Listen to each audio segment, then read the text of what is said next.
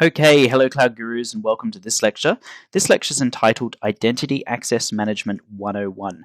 So Identity Access Management is the best place to start with AWS because it's all about setting up your users and granting those users access to the AWS console. So IAM, what is it? Well, essentially it allows you to manage users and their level of access to the AWS console. It's important to understand IAM and how it works, both for the exam and for administrating a company's AWS account in real life. So this is one of the core concepts that you're going to need to understand going into the exam. So what does IAM actually give you? Well, it gives you centralized control of your AWS account. It gives you shared access to your AWS account. It gives you granular permissions. It gives you identity federation. And what do I mean by that? Well, it just means that you can connect your IAM up to Active Directory or into Facebook or LinkedIn, for example. So you can actually federate with different identity providers. And we'll cover off how to do that in a later lecture. It also allows you to do multi-factor authentication. So you can use two-factor authentication when logging in. And we're actually going to set that up in the next lab. And IAM also allows you to provide temporary access for users or devices and services where necessary. So you can actually set it up so that if you're developing like a web application or a mobile phone application, that application can temporarily access your AWS account and perhaps store things in like DynamoDB or in S3, for example.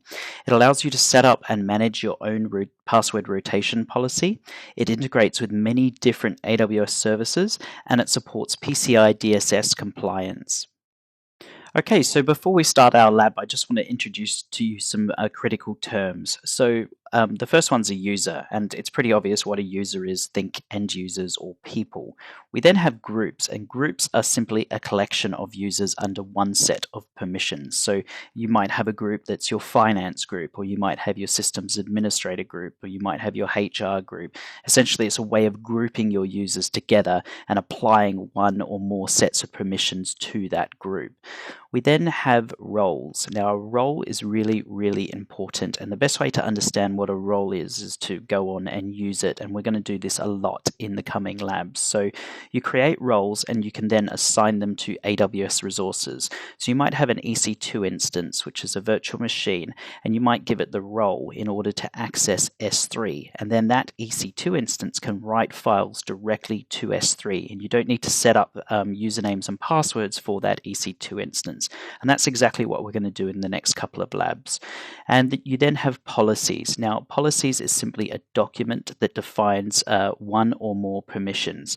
So policy is basically permissions, and you apply policies or you attach policies to users, groups, and roles, right? They connect up to each other. So you can attach a policy to a user, to a group, or to a role, and users, groups, and roles can all share the same policy document. So a policy document basically sits on top of each of those three pillars.